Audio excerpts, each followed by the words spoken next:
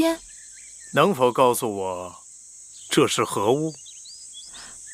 这是符节。符节？符节是干什么用的？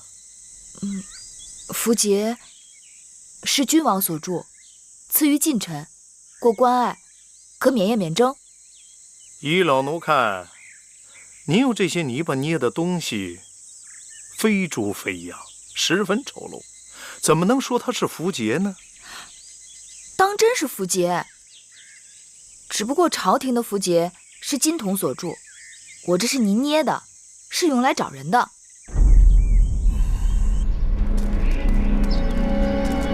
王后就到了。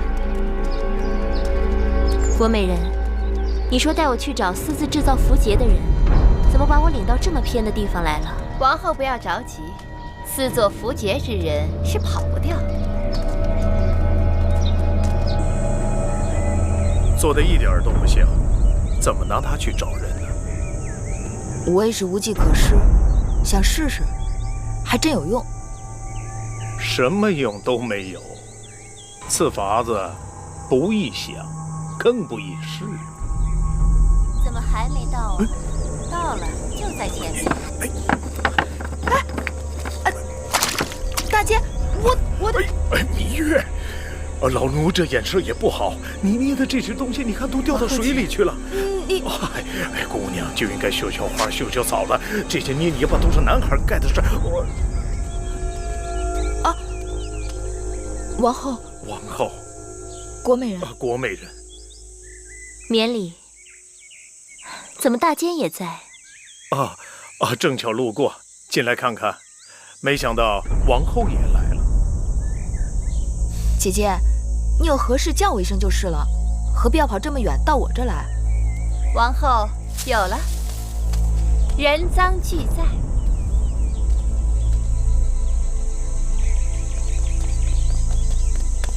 这是我画的小鸭子，你别把它捏坏了。这怎么回事？什么怎么回事？臣妾的确听说芈月违反秦法，私作符节，这可是杀头之罪。把你手上的东西给我看。这就是你说的证据？这个就是芈月私自制造的符节？臣妾确实得到消息，说这小院里藏有芈月谋反的证据。如果宫里真有这种事儿，那还真得好好查查了。王后，请国美人将这慧院里里外外仔细搜上一搜，不然芈月就此担下洗不清的恶名，国美人也就白来了一趟，显不出她的一片忠心了。国美人，你是搜还是不搜？王后恕罪，此事臣妾大约是听作耳了。几个孩童玩的这些黄泥坯子，竟被你说成是杀头之罪。国美人，你是当我愚钝吗？臣妾道听途说，实在是错了，王后息怒。捕风捉影，无事生非。若任你这样肆意诬陷好人，这后宫岂不大乱？我罚你禁足1个月，面壁思过，并将此事禀报大王。方才都急死我了，我没想到他把我带到你这儿来了。是我疏忽，差点就给姐姐惹来了祸端。你真的做了泥符节？太危险了。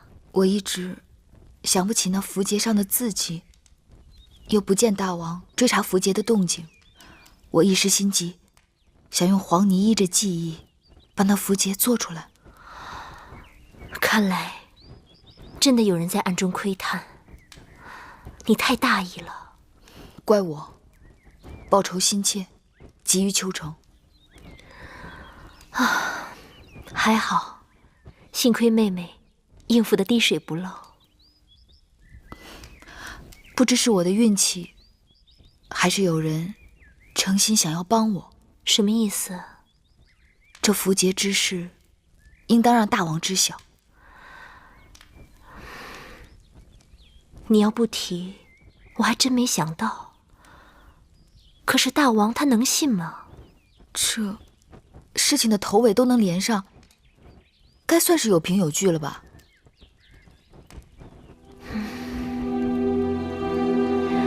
要不，你去与大王说吧。我还是不要去说了，免得大王多心。好。国美人被禁足了，听说大王还专门派人去训斥了他。这回他可是没逮着狐狸，反惹一身骚。哼，这次算芈月他们运气好，碰到国美人这么个缺心少肺的。下次若犯到我手里，定不会让他们那么轻易逃掉。也不知是谁给国美人通的风声，不然他心思比麻绳还粗的一个人，怎么会留意到别人屋檐下的闲事？那也只能怪芈月仗着自己是王后的心腹，行事太过张扬。夫人，怎么说？你下去吧。是。姐姐，这是？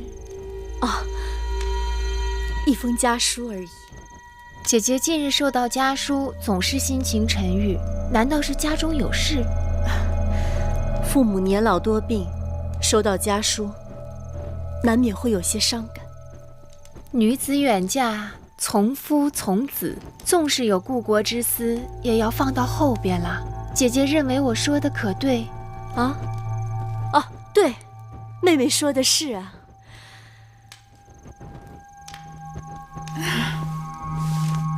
天色不早了，妹妹先回去了，你们也早些歇息。妹妹慢走。姐姐慢走。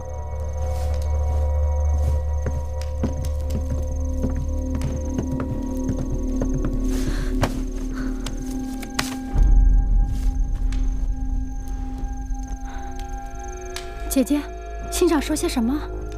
他说他会尽快将这符节归还于我，即使有什么差池，他也早有万全之策。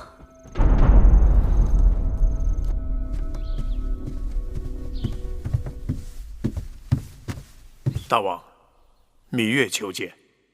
不见。是。等等，让他进来。是。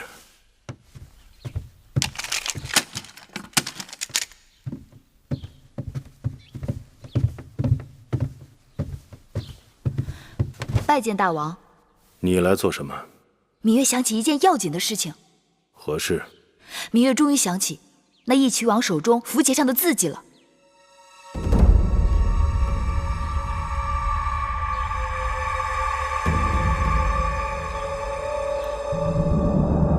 大王不想知道那是个什么字吗？何字？芈月用了些方法，终于想起，那是个魏国的魏字。大王，此事重大，该立即寻根究底，找出那背后作怪之人。芈月，这些天你已把后宫搅得天翻地覆，寡人睁一只眼闭一只眼由你去了，你却不识时务，不知进退，一味胡闹。你从义渠草原回来已有大半年之久，突然信誓旦旦地说你曾见到义渠王手中有个符节，又突然说那符节上刻有一个魏字。你记性好，为何当初从未提起过符节？现在想起来再说，谁知是不是心悸多梦，梦中生幻？寡人最恨后宫无事生非。我问你，是不是王后让你来的？不是，王后并不知晓。王后还算有分寸。大王若不信，何不在后宫核查嫔妃们手中的符节？那便可水落石出了。大胆！一个小丫头在寡人的大殿里胡言乱语，干涉朝政。母亲，在，还不给寡人把她撵出去？是。芈月，走，出去！快走了，快走，快走。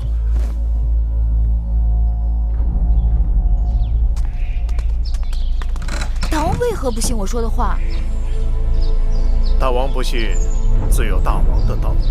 难道大监也不信我说的话？老奴信不信，并不重要。那你昨日为何要帮我？老奴何曾帮过你啊？大奸！回去吧。小时老奴听人讲，说这天会塌下来，吓得老奴是日日都在望着天。直到今日，老奴才知道这天塌不下来。你自己也别跟自己过意不去了。回吧。啊。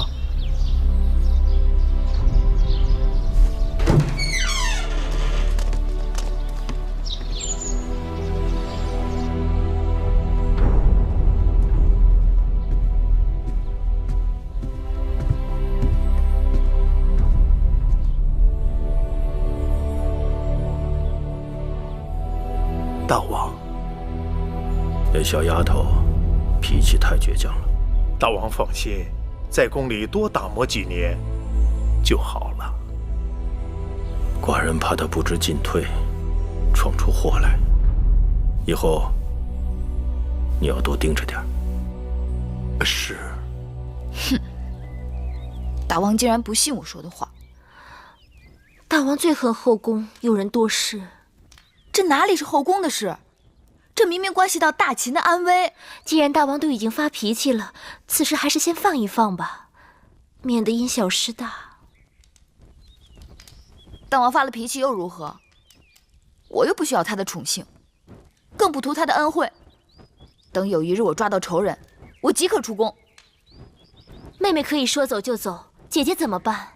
幸亏妹妹告诉大王，此事与我无关，不然大王说不定会疑心是我在背后惹是生非，兴风作浪呢。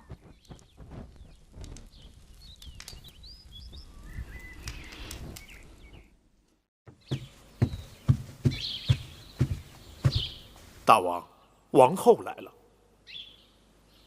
哼，难道王后跟那个小丫头一样，不知深浅？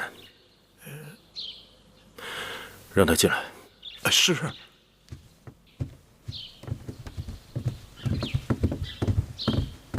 臣妾拜见大王。王后来此有何事啊？臣妾让从楚国来的乐伎们新排练了几支歌舞，想请大王闲暇时去清凉殿坐坐，换换心情。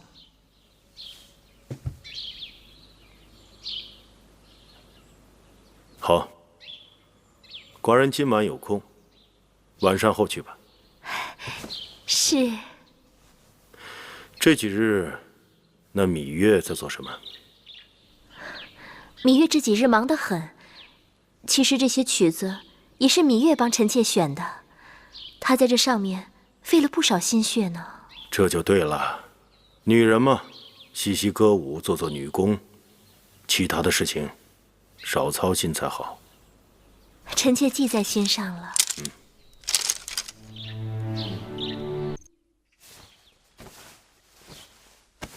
这件怎么样？奴婢看王后穿这件红色的最好看。这件红色的是好看，但要是我说，这件杏黄色的更好看。妹妹，姐姐，这是宫里的绣娘们做的新衣。可不是，我让人给唐夫人、国美人和樊少使各送了几套，给你也做了几件，一会儿记着带走啊。多谢姐姐。眼下也就魏夫人和魏少使还没送。姐姐，还是给他们也送几套吧，免得他们有声闲话。我就是不想给他们送，你知道吗？这阵子他们一直与我作对。我跟你说啊，好了，就这样，你们把这东西都拿走吧。是。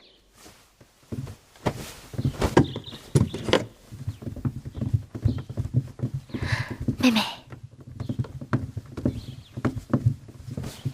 怎么了，姐姐？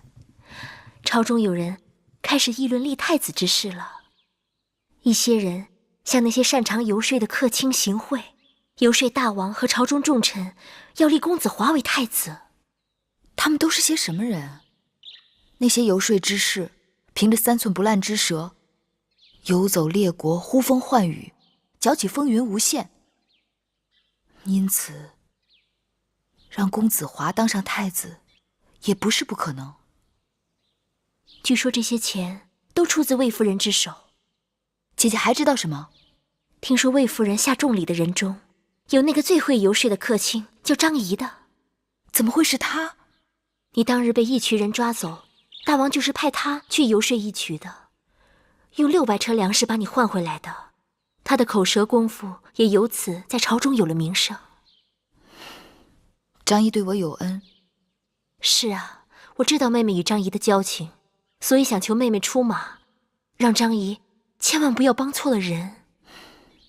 此事重大，我不知道张仪肯不肯帮忙。人人都知道那张仪爱财如命，不就是送钱吗？魏夫人送多少，我们送多少，不会亏待她。君子爱财，取之有道。张仪这个人看似无德无行，但实际上却是胸有丘壑，极为自负。他如果爱财，以他的能力，他只会自取，绝不会为钱财所驱使。如果单纯只是以钱财贿赂他，只怕会得罪了他，适得其反。那怎么办？姐姐别着急，既然这个人难以为钱财所驱使，那魏夫人的钱财也未必能打动得了他。哼，过去我一直说不再与他来往，他却不以为然。看来他是说对了。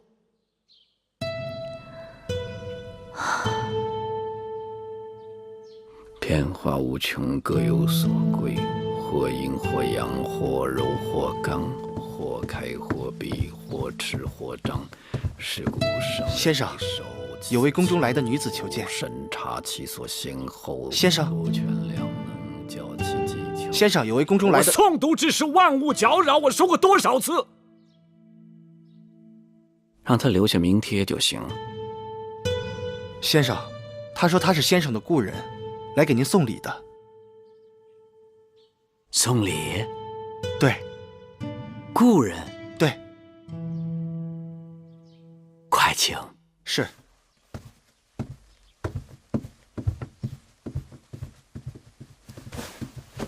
哎哈哈哈！芈月，多日未见。张子。啊。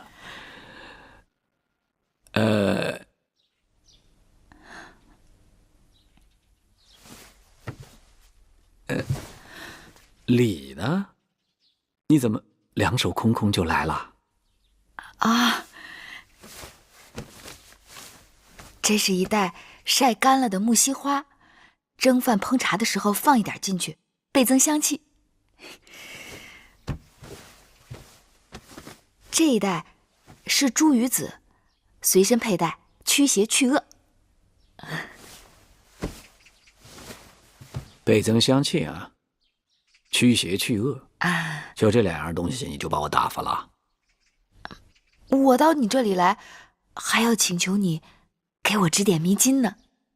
你这哪是送礼，你这分明是讨债来了。我还未张口，你怎知道我要说些什么？来，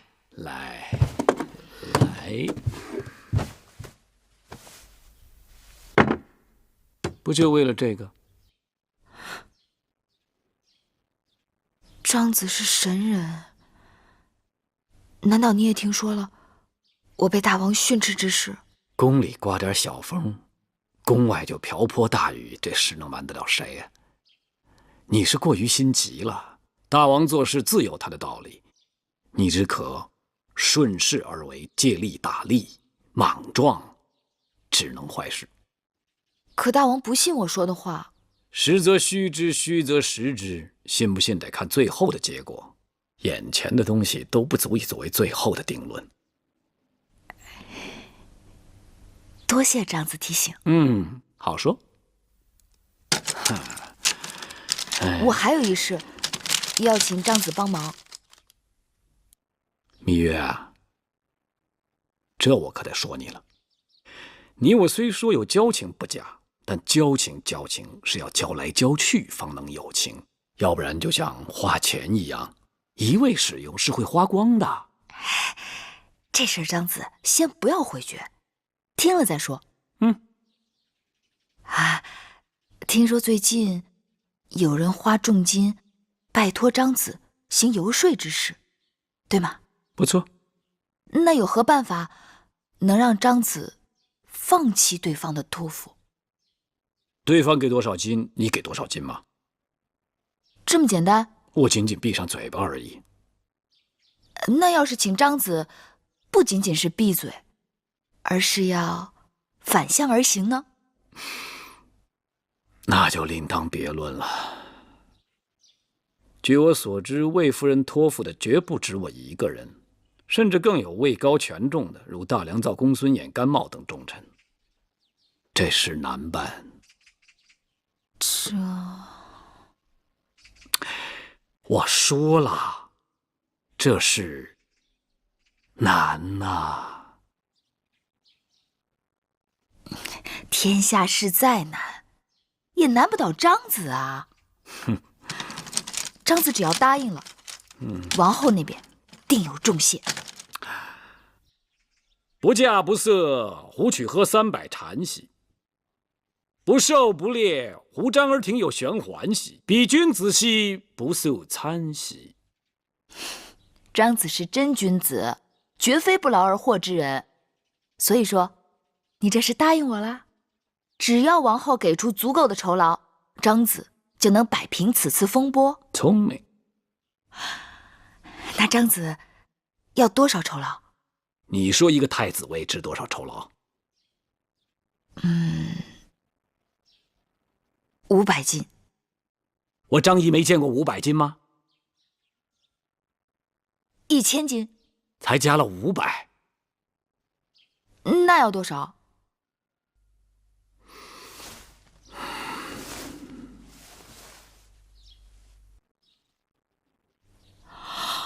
？5000金。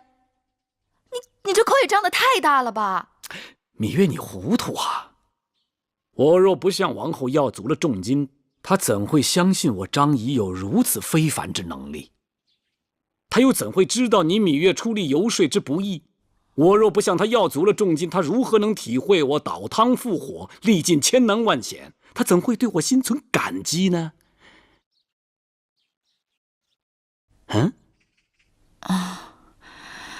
这话似乎有点道理。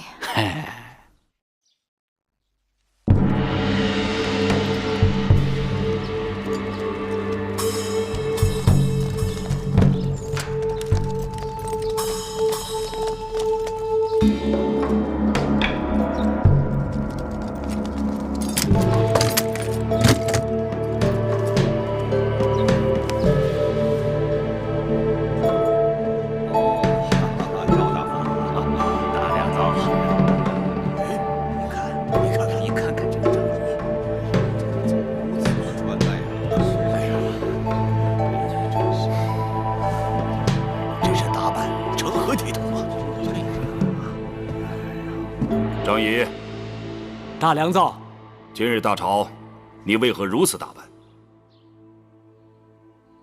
如此打扮，有何不妥吗？周礼四府早有规制，诸侯与其臣，皮鞭以示硕；朝服以日示朝。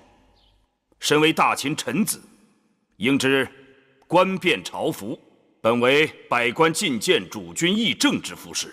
你看看你今天什么样子？头无冠冕，蓬头散发。你眼里还有大王吗？原来大良造眼中只有衣冠，没有人品。如果穿戴冠冕朝服就能面君议政，那这大殿上保不准就会混进一些徒有其表、衣冠楚楚之禽兽。再者说，尊不尊君王，不在嘴上，更不在脑袋上，而是在心里。纯属无稽之谈。张仪，你这个家伙，行为放浪，言语轻狂，你以为自己是什么人？我张仪自然就是张仪，但不知在大良造眼中，我张仪是什么人呢？大王到！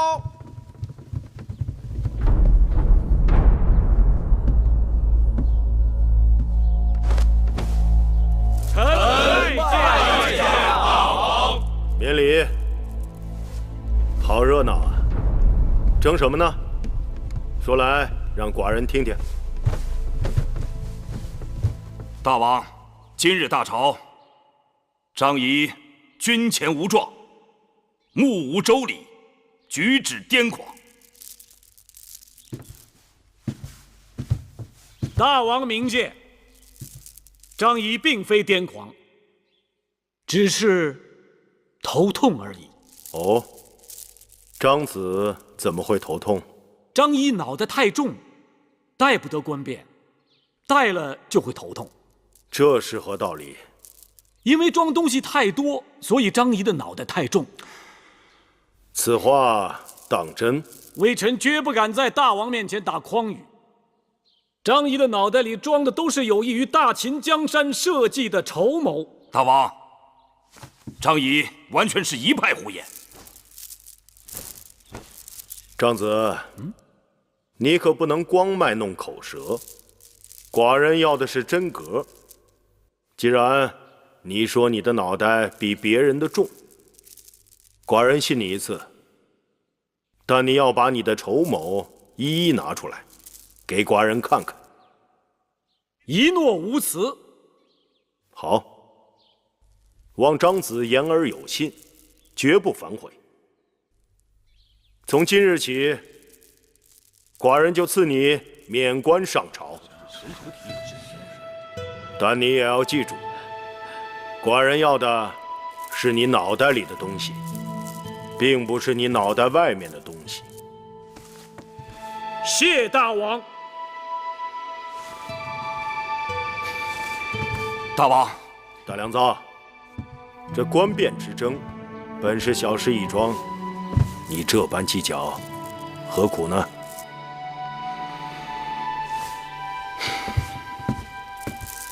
今日早朝，众卿有何事要奏？禀大王，微臣有事要奏。这几日想必大王早有耳闻，朝廷上下飞短流长，众人关注大秦社稷天下，纷纷议论大王应该适时立下太子。张子的话有理，立嗣乃国之根本。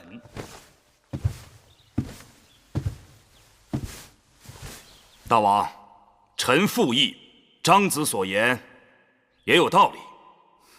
后宫众公子逐渐长成，臣以为庶公子中以公子嬴华胜人一筹。而且公子华是大王长子，才思敏捷，厚德载物，又有军功在身，再加上在大王的调教之下百经历练，足以令众人心服口服。哼，众爱卿对此有何看法？大王，臣以为大良造之言切中要害，公子华文韬武略，的确不二人选。论人品才华，公子华出类拔萃。臣附议，臣附议，臣附议，臣附议，臣附议。这么说，你们都是众口一词了？非也，非也，并非众口一词。微臣方才没把话说完。那些劝大王早早立太子之说，纯属信口开河，胡扯八道。张仪，你为何出尔反尔？大王明鉴，微臣方才话没说完就被他们抢去了。在下的意思是，眼下大秦开疆拓土正值用人之际，过早立储，容易让公子们滋生懈怠之心，不肯再立军功。再者，大王正值春秋鼎盛，王后还未生嫡子，等王后生了嫡子，再议不迟嘛。大王，臣赞同张子之言。过早立储，若将来王后生下嫡子，则二子之间何以相处？先王后也无子嗣，有无嫡子，全赖天意。就算王后没有嫡子，也有更充分的时间让大王将诸位年长之公子多做比较。那些朝廷上下鼓噪早立太子之人，说轻了是别有用心，说重了是诅咒大王。望大王千万不要被他们蛊惑。张仪，你这个无耻小人！臣以为，张子之言虽然激烈，但的确有可取之处。既然立储为国之根本，大王还要严谨考量，给诸公子更多历练机会，慎重而行。大王，立嗣之事事关江山社稷，臣以为宜早不宜迟。大王，立太子又不是赶集卖货，没有早晚，只有时机好坏而已。张仪，你巧舌如簧，颠倒黑白。大良造，你貌似攻心，口是心非。我怎么？好了好了，不要再争了。你们都是寡人的肱骨之臣。大良造用心良苦，张子也是担心节虑。若此事变为你们的意气之争，反而伤了众卿间的和气，寡人心里有数。立嗣之事，就不要再提了。大王贤明。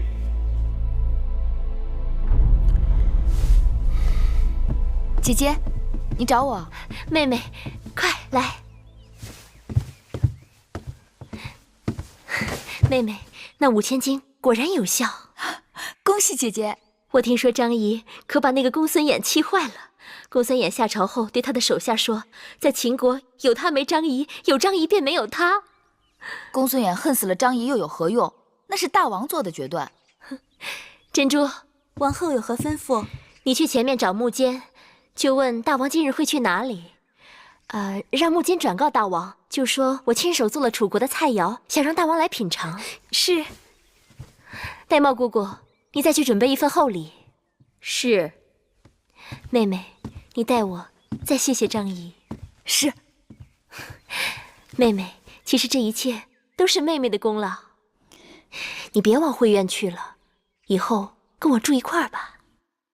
姐姐的好意，我本不应该拒绝，但姐姐知道我有一个幼弟同住，实在不方便住进来。有什么关系？让他也过来一起住好了。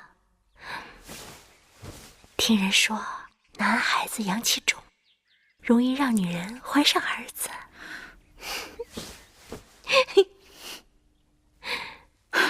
这个张仪真是太该死了，竟然坏了姐姐大事。是我小看了他，他竟敢拿着姐姐的会金，还反过来咬姐姐。他既然敢这么做，就说明他有恃无恐。可他不过只是一个普通的客卿，连大良造都败在他手上。今后你我不得不提防他了。哼，绝不能这么轻饶了他，一定要好好想个法子教训他一下。暂时还不能公开得罪他。为什么呀？张仪此人心术不正，除了爱财，还觊觎大良造之位，所以不管大良造说些什么，他都要反对。但是此人舌辩无双，得罪了后患无穷。那不是叫人吃了亏，还不能抱怨吗？抱怨无用，要能使他为我所用才好。怎么说？我在想，他既然能坏了我华儿的大事，说不定有一日也能成就我华儿之事。夫人，公子来了。华儿，华儿拜见母亲。魏少使。华儿，哎，你怎么突然回来了？我随司马将军进宫禀事，顺便来看看母亲。快让我看看。华儿，你怎么好像瘦了？孩儿结实得很。你可听说，前一阵子宫中议论立太子的事，大家都看好你。若不是大王听信了张仪的谗言，孩儿听说了。既然父王并不想即刻就立太子，母亲何苦要强求？可是论军功，论才华，这宫中无人能与你比肩。那母亲更不用焦急，让孩儿用军功说话。姐姐，公子说的有些道理。有一日，公子若拿下总统领左庶长，以此之名统兵打仗，而大王其余诸子不安兵事，姐姐，你说大王会考虑立谁为嗣？可是，一拖再拖，万一王后生下嫡子，皇口小儿怎能与国家栋梁相比？来，华儿，跟母亲好好说说话。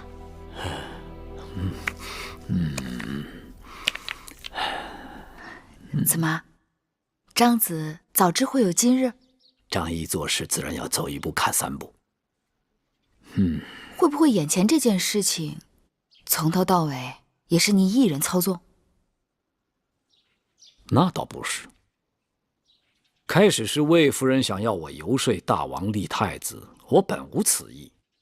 可后来听说他向朝中多位重臣一一送礼，更有那公孙衍想拿我当枪使，我张仪岂能任人摆布？那魏夫人真是自作聪明。若是人人都求道，人人都答应帮忙，那若是不成功，岂不是人人都没有责任？没错，我张仪的心胸可以容纳四海，却也会分寸计较。我跟公孙衍不和，他想把我玩弄于股掌之中，他玩得动吗？其实，王后就是不求你，你也要把此事搅黄，对吗？敢问芈月，如今的天下是什么样的天下？大争之事，人人皆有争心，不争则亡。说得好。话说回来，后宫之争本与我无关。张子是侧室，要的是立足朝堂，纵横列国。不错，但后宫之事如果剑指前朝，我就不能再袖手旁观了。所以，张子不是收礼办事，你是在借力生事。知我者，芈月也。多吃点儿，吃饱了带你去透透风。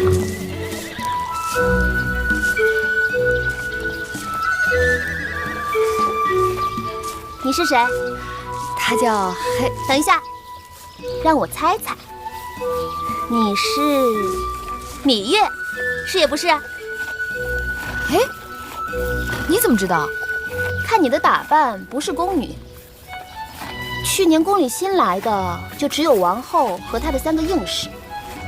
我听说景氏和孟昭氏都不喜骑射，那么独自一人来马厩的，自然只有芈月啦。既然你猜着了，那也让我猜猜阁下是谁。刚进宫时，宫中的嫔妃拜会王后，那些嫔妃该见的我都见了。你的打扮也不像是宫女。我记得有人跟我说过，大王有一位善骑的小女，那就应该是你了，大公主。你好聪明，以后你叫我梦莹就好。你真是个爽快人，直爽人碰上爽快人，我们俩一定可以聊得来。走，骑马去，走。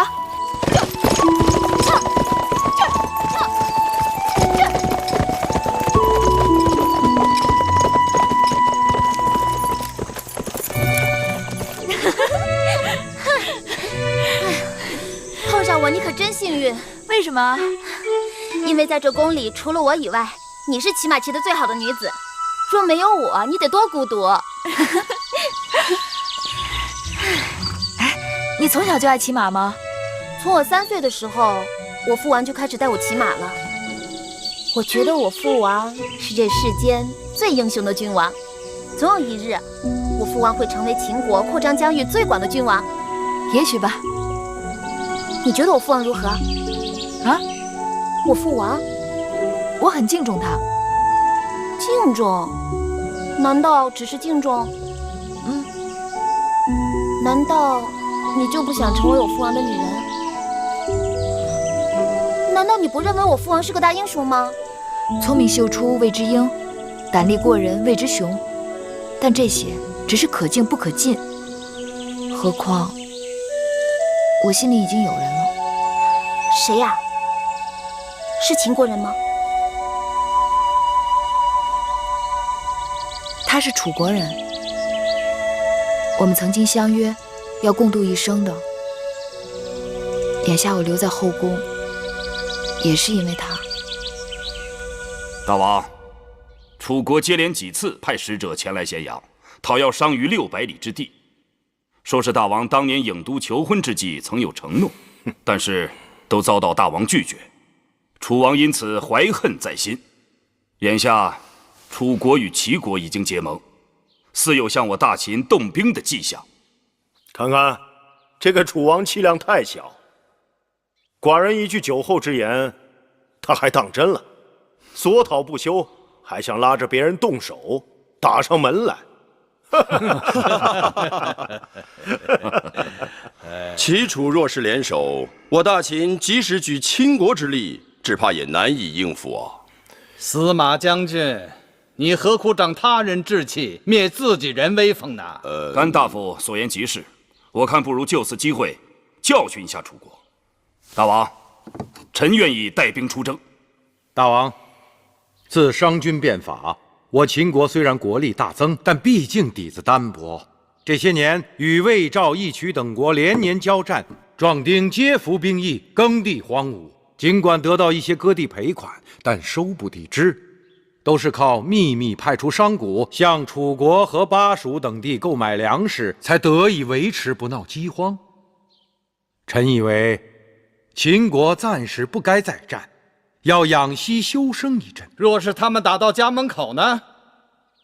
是啊，楚离子，两害相较取其轻，我看这仗只好打了。谁说这仗就只好打了啊？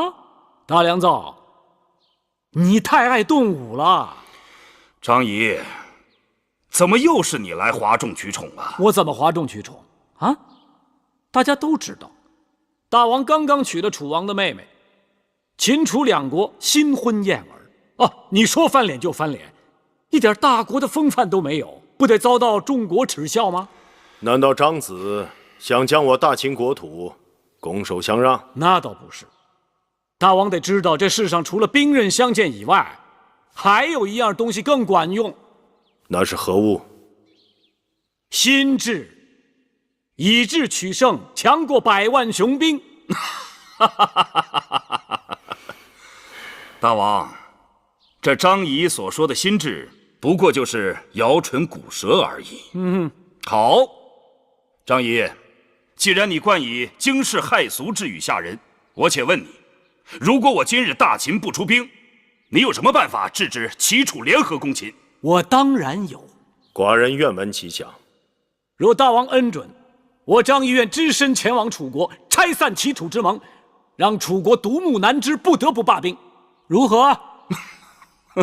张子是说，你愿出使楚国，不用寡人给楚王1寸土地，就可以让楚国罢兵？哎，大王，土地可以不给，我出远门总得带上些盘缠，你得给点钱啊！你不能太吝啬了吧？大王，您可得当心呢。有人爱财如命，万一此人骗取了大王的钱财，脚底抹油，一走了之，不见踪影的话，我们向何处去寻找此人呢？啊！你的心可真大呀，大良造。如果你真的断定今日张仪是夸下海口，那你我何不打个赌呢？啊，谁输了，谁就当着众臣的面，扒光了衣裳，一丝不挂的在大王的宣誓殿上跪爬3圈，敢不敢？好，张仪，赌就赌。好，大家都听到了。张子，大王也听到了。你愿意给我们作证吗？司马错将军为我作证，甘茂将军也在，还有大监，够还有大监。既然张子有此胆量，寡人就让你去试试。明日我起身，您就等着微臣的好消息吧。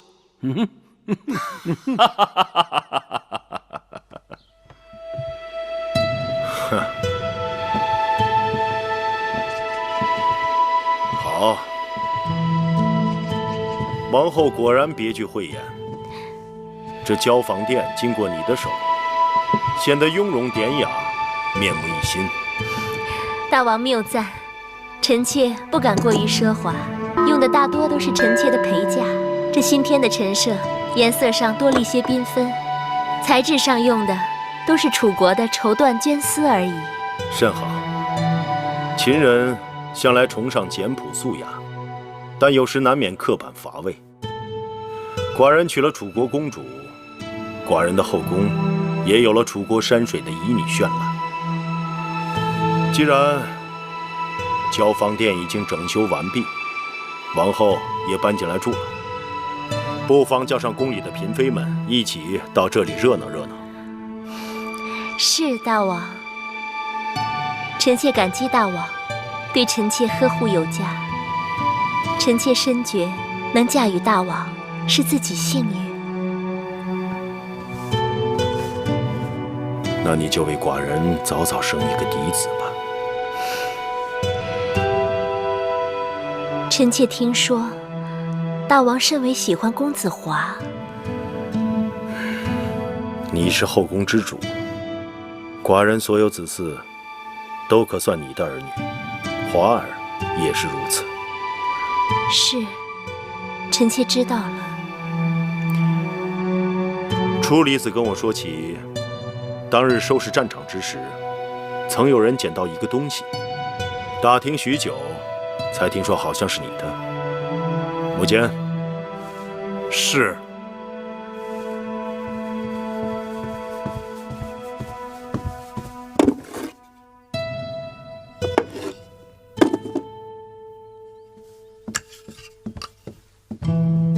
怎么了？这不是你的吗？这排箫是月妹妹的贴身之物。不管是谁的，物归原主，总归是佳话。是。对了，你那个妹妹最近怎么样？月妹妹喜欢清静，带着几个贴身的人一直住在慧院。臣妾也思忖着那慧院破旧局促，想邀她与臣妾一起住，可她却不肯。那个丫头有点犟脾气，臣妾只好随她了。她要不犟，就不是她了。如今你是一宫之主，不能只顾姐妹情面，而由得她那爱闯祸的脾气在外面惹事。是，大王。好了，寡人要走了。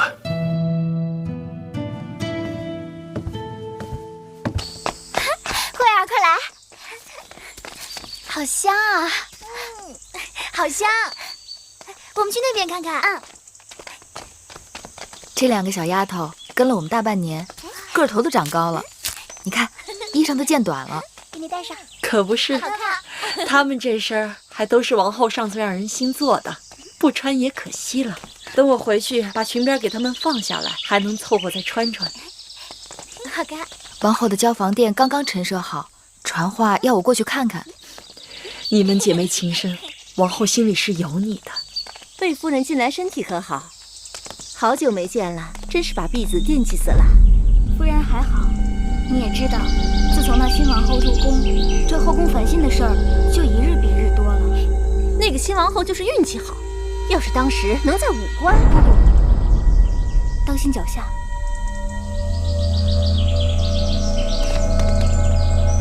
姑姑，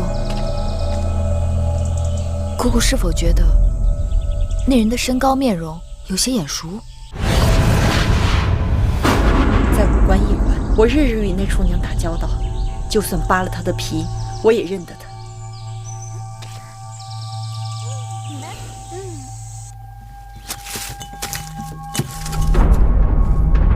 夫人，魏王派人送东西来了。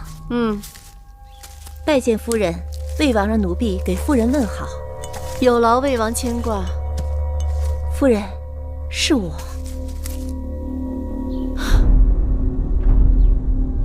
你们都下去吧。是。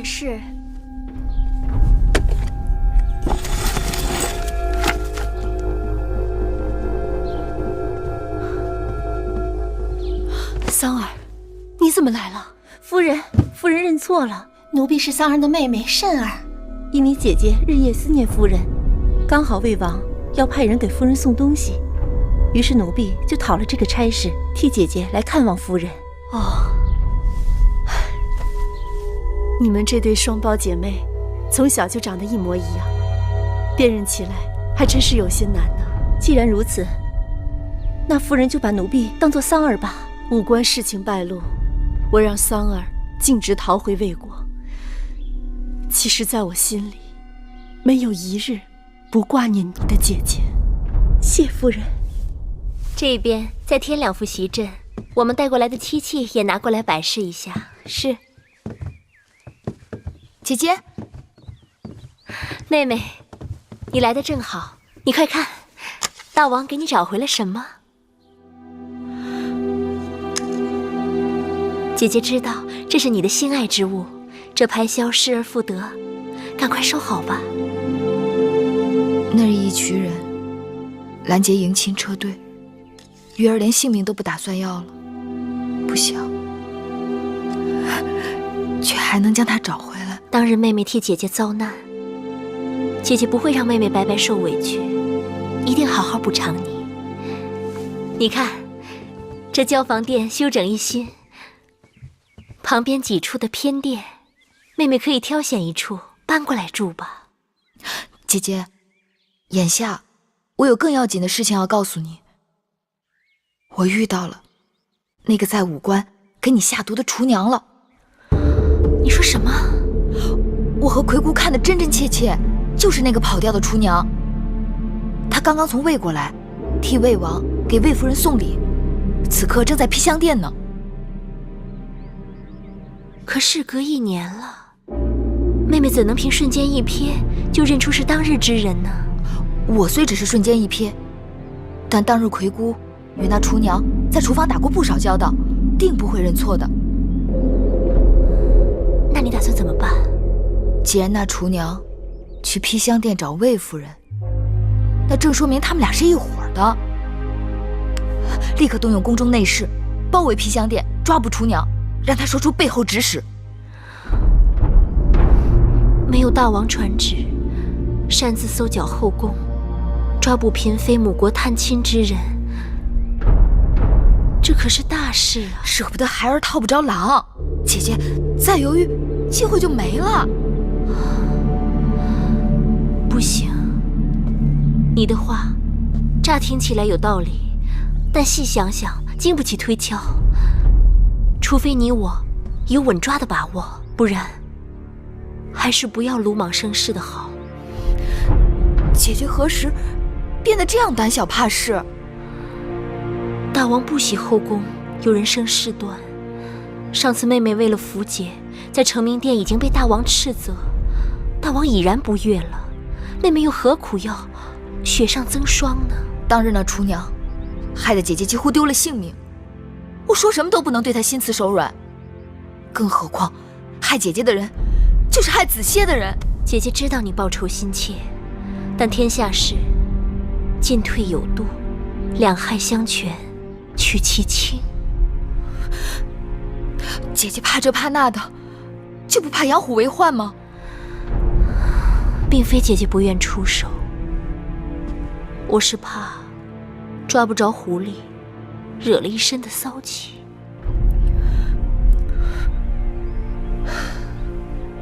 王后大约也有她的难处，你毕竟是她的陪嫁姻妾，若出差池，王后是要担干系的呀。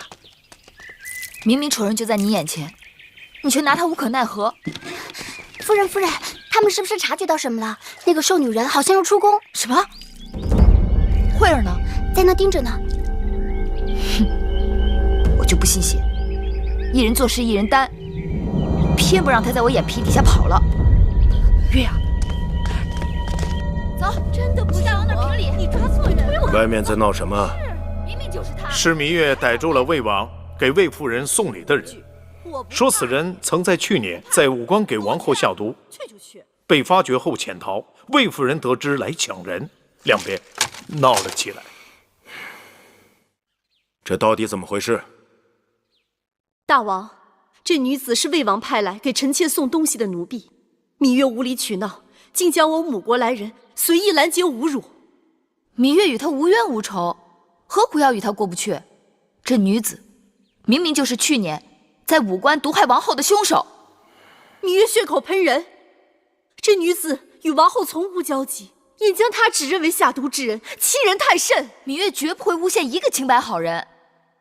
去年我亲眼见到这女子扮成厨娘，在武关驿馆下毒，若不是女医治医术高明，王后就差点丢了性命。她只是魏国公里一普通女婢，为何要千里迢迢去武关毒害王后啊？那就要问魏夫人了。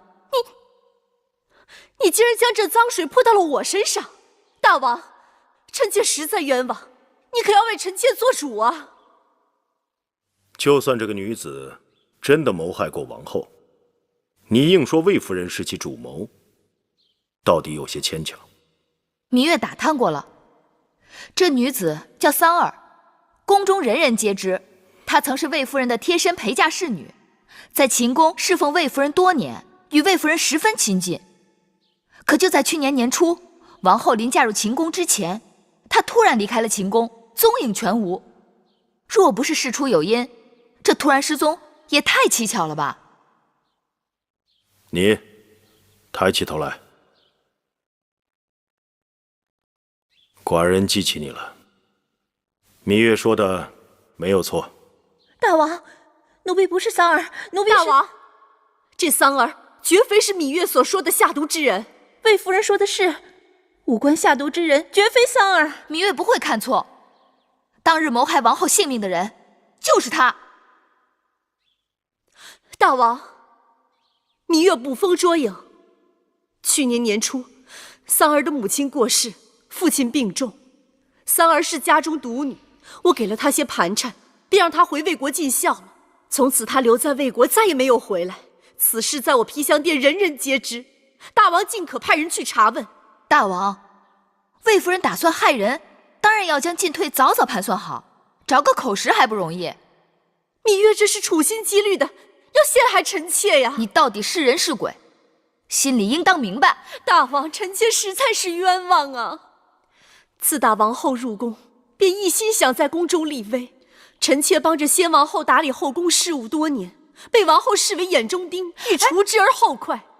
眼下，他又指使自己的应妾来陷害臣妾。大王，王后来了。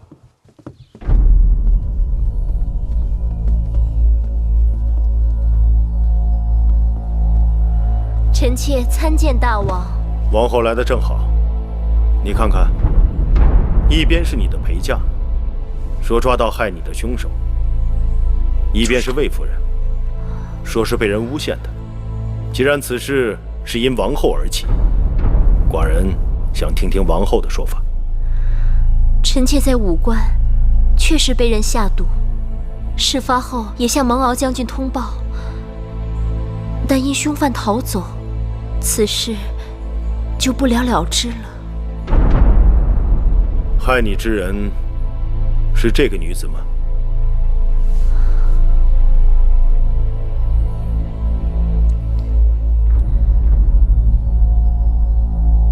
当日，臣妾身在明处，害我之人躲在暗处，害人之人识得臣妾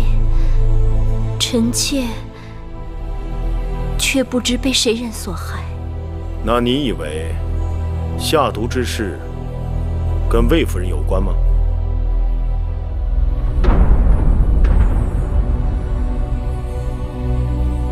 是，或是不是？臣妾不知。不知？这么说，你也是早有几分疑心了吧？入宫前，臣妾与魏夫人素未谋面。入宫后，我们是宫中姐妹。魏夫人该不至于对臣妾下此毒手吧？王后不可姑息养奸。若不是魏夫人，那勾结一群人拦截王后迎亲车队的是何人？那一心想要王后性命的又是何人？欲加之罪，何患无辞？你拿出证据来。芈月，既然你指认这个女子下毒，你可有凭证？当日这女子从我们手中挣脱逃跑，被魁姑追上咬了一口，一定会留下印记。大王，可让人查看她的手背。哪只手？回大王，该是左手。母监。是。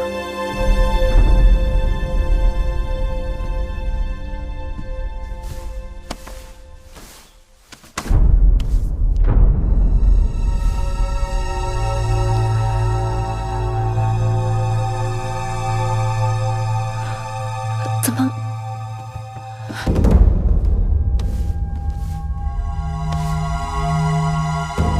回大王，没有伤吧？哎，不可能！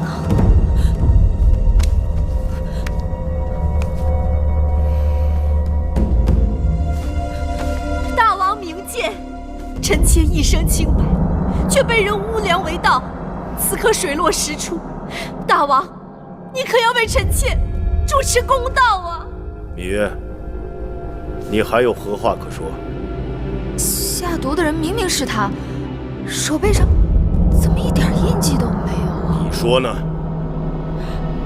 那下毒的人是他，又不是他。芈月，你胡闹够了没有？依寡人看，此事自始至终都是空穴来风，只是你芈月无事生非，无中生有。你把寡人的后宫搅得鸡犬不宁，如不重责，难以服众。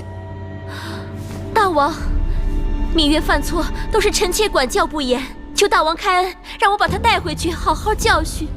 王后向来仁厚，小责小罚，却不能让芈月长记性。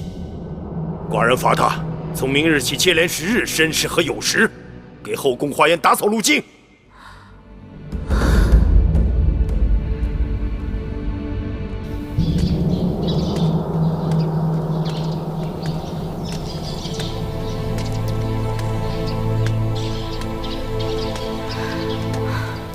不是姐姐怪你，今日之事，妹妹真的太过莽撞了。我是怕那真凶跑了，就再也抓不回来了。可如今抓错了人，反倒让魏夫人他们无理变有理了。我就想不明白了，那张脸绝对不会认错，怎么竟然不是他？好了，现在说什么都没有用。大王罚你在后花园扫地，让别人看了笑话，有什么了不起？扫地，总会比擦洗高堂台的台阶更难吧？你呀，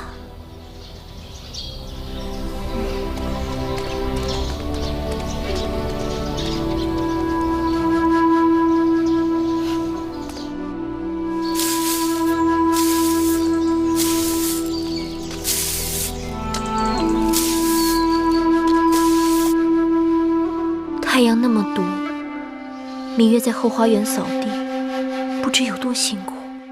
珍珠，你再让御膳房做些绿豆汤，我们给芈月送过去。是。王后真是心地纯良，芈月整日在外面给王后招惹是非，王后不仅不责怪，还要送绿豆汤犒劳她。昨日在承明殿，月儿是为了给我出头，才被大王斥罚的。说起来总是内疚。王后诧异，芈月不过是王后的陪嫁应妾，她一向张狂，自行其事。王后若不对她严加管教，约束言行，今后还不知道要闯出什么祸事来。姑姑，这是我与她的事，和你们无关。王后，别再说了，再去给我盛一碗。是。妹妹，妹妹，你这巧手，一刻也不肯闲着。不必多礼。两位姐姐悄没声的来了，倒吓了我一跳。我们若不进来吓吓你，你恐怕又要在这儿绣上一整天吧？身子沉了，人也懒了，好在手还能动。再说了，这小衣服很快就能派上用场了。你没听御医说吗？身子沉了，更要出去走动走动，等日子到了才好生养。说是这么说的，只是老一个人逛着宫里的园子，也怪无趣的。所以今日我们才到你这里来，就是为了陪你逛园子的。走。哎，姐姐，外面太阳这么大，晒得人昏头昏脑的，不去也罢。妹妹难道没有听说，昨日大王下旨，说是在后花园里添了个稀罕的好景致。咱们要不赶去啊，怕是会错过的。什么好景致？此刻不能告诉你，你随我们去看了便知道了。走吧。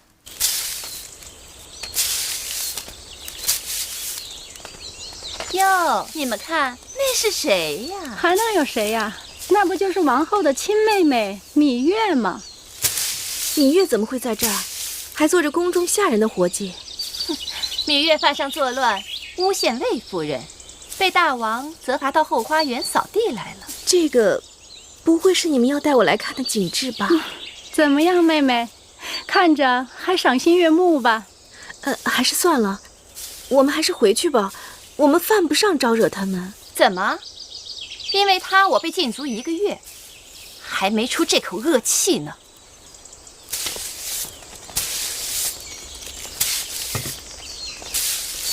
哼！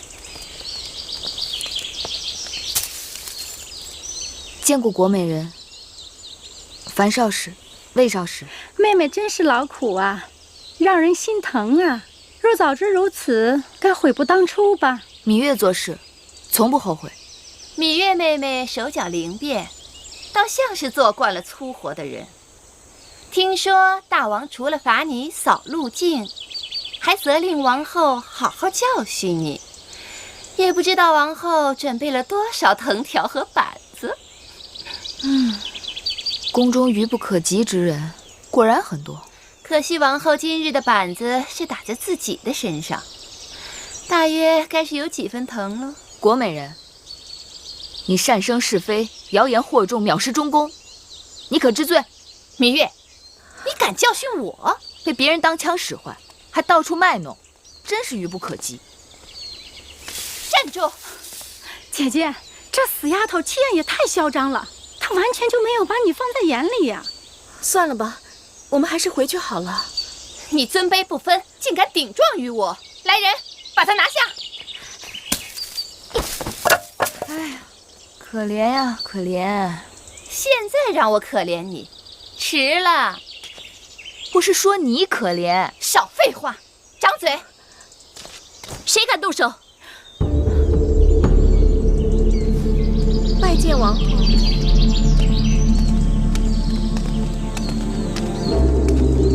拜见王后。拜见王后。拜见王后。跪下。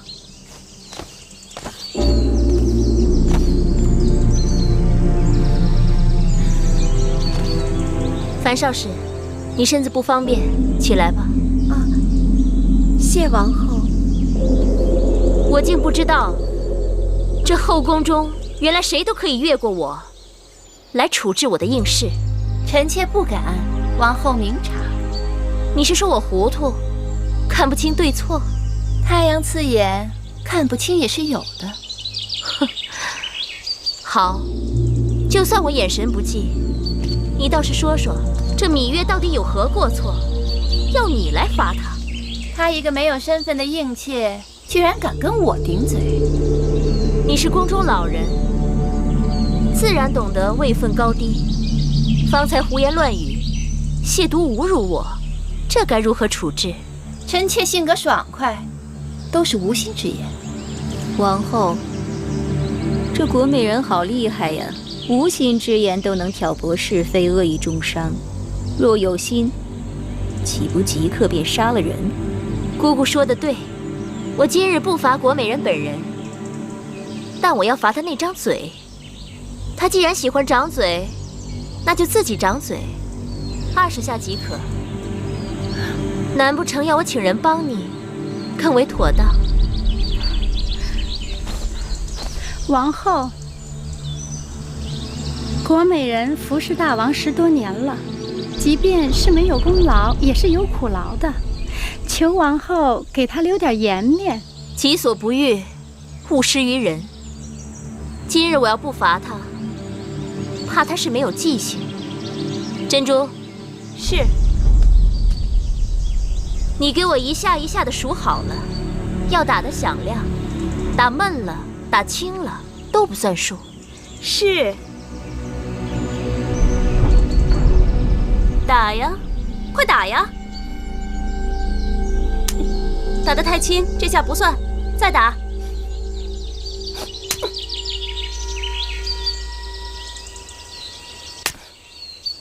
王后，火气不必太盛，刚立了夏，还没入伏，火气大了，容易伤身。大王的长姐，尹夫人，想不到这么巧，在这儿会碰到王后。自大王大婚，我这是头一次回宫，就撞上了热闹。大热天儿，你们都跪着干什么呀？快起来吧！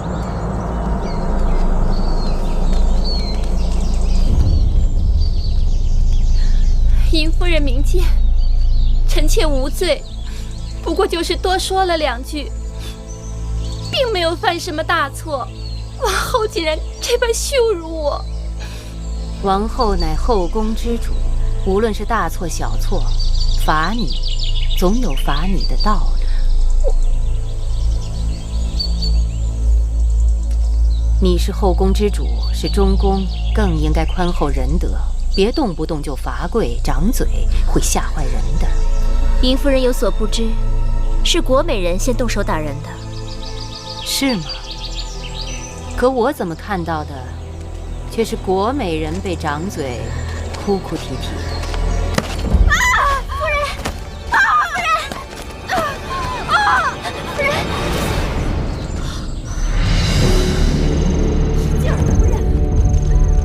使劲儿！夫人，使劲儿啊！夫人，使点劲儿！夫人，使劲儿！好，使劲儿，再使点劲儿！快了，快了！使劲儿！夫人，使劲儿！王后这般羞辱我，我还有何颜面在宫中活下去啊？大王要是不替我做主，那我只好死了。宫中的日子就是这个样子，有人一手遮天，有人就不得不忍气吞声。除了以死相拼，否则就要永远受人欺负。记得先王后还在的时候，有一次唐夫人做错了事情，先王后当着众人面责罚了她。她大约是因为面子过不去，就投环上吊了。结果被她的侍女撞上，救了她的性命。为这事，大王还训斥了先王后。从此以后，这宫里就没人再敢招惹唐夫人了，怕她再死一回。是啊，那次唐夫人运气真好。什么运气好啊？我猜她其实只是做个样子。她大约是预先让她的侍女候在门外，当她踢翻胡床，侍女冲了进来，别人也只能赞她好运了。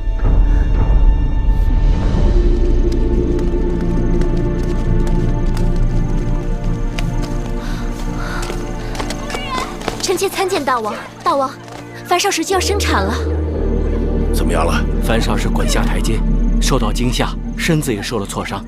这生产恐怕要费些周折，医女正在里面施救，请大王放心。愣着干嘛？还不快去！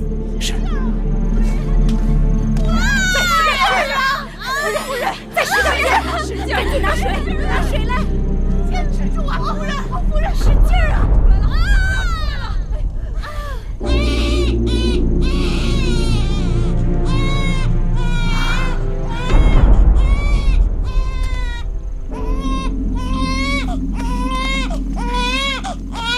恭喜大王，贺喜大王！樊少时生了一位公子。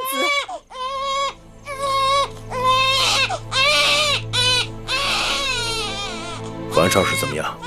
樊少时失血过多，身体虚弱。李密，臣在。寡人将樊少时交给你，务必要让他康复。是。臣妾恭喜大王，又得了一位公子。大王，大王救命！大王救命！又出什么事了？国美人被王后施以掌刑，不堪受辱，投环自尽了。大王，你是后宫之主，看看你做的好事。大王，这不干臣妾的事啊！寡人明明听邢夫人说，国美人跟芈月口诀几句，你却大发雷霆，让国美人掌嘴，吓得那胆小的樊少时滚下台阶。你呀，太让寡人失望。